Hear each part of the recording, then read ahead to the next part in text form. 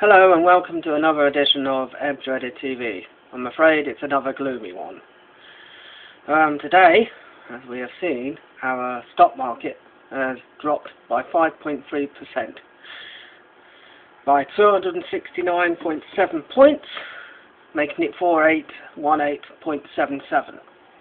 This is the worst performance this year of an already battered economic situation, caused by very greedy speculators and so-called investors messing around with the way things are going, messing around. The banking financial collapse is, I'm afraid, a deliberate and engineered possibility in order for a few people to make money at the expense of possibly hundreds of thousands, possibly millions of jobs that could be lost in this country and in Europe and in the United States and Asia, all over the place. I'm afraid all I see now for 2009 and 2010 is another Great Depression is on the way. Like the 1930s, but possibly in some cases shorter but worse. That's how I see it anyway. Things happen quicker these days than they did in the 1930s. It'll be short, sharp, shock kind of therapy. But unfortunately it'll be at the expense of normal people, not rich people and bankers and people like that.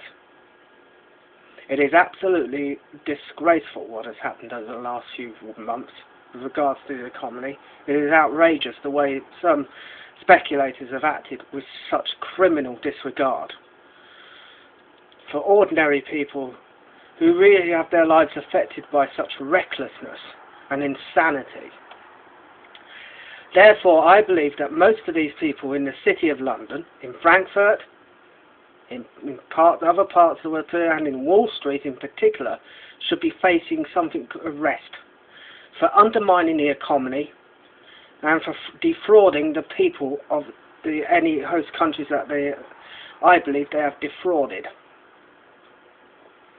And I also believe certain government officials should be placed under arrest for being complicit in this, especially the Bush administration, and Gordon Brown should be looked at too. It seems like the bankers colluding with the government in order to gain more control of fewer assets that could be available to the general public or to small shareholders.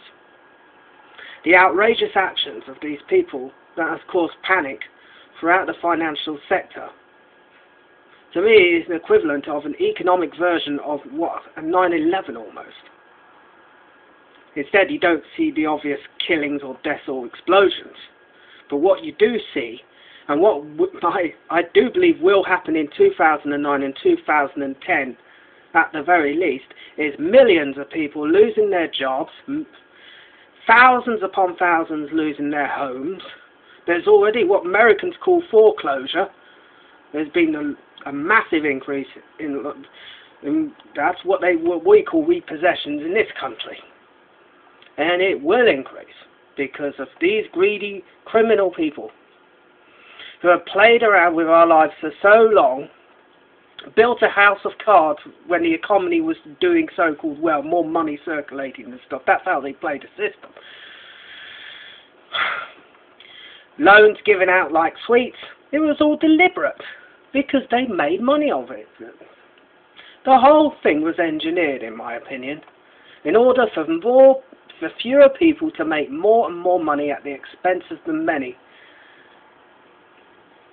This crash of 2008 could see the absolute demise of the American middle classes. It could also seriously undermine the economies of Southeast Asia, which makes most of the world's electronic goods, and could seriously dent our economy. We don't even have any backup because Gordon Brown, in his infinite wisdom when he was Chancellor, gave most of the assets away to private interests. So we are in trouble. And I said, brace yourselves. It's going to get very bumpy indeed over the next 2 years. And I urge, for once, the people of the world to start looking at the bankers and their government friends and to think about mass arrest. These people should be arrested. not just for undermining the economy, but for destroying possible destruction of millions of lives through unemployment, going into poverty, and possibly even in some cases starvation. It is now time to hit back, and hit back hard, peacefully, no violence, to have these people arrested for treason, for mass fraud on their countries. That's what they're treasonous. They acted treason, in my opinion. So that is all for Dreaded TV for this week. Well, for today anyway. Could be more. Alright, take care of yourselves and each other. Bye.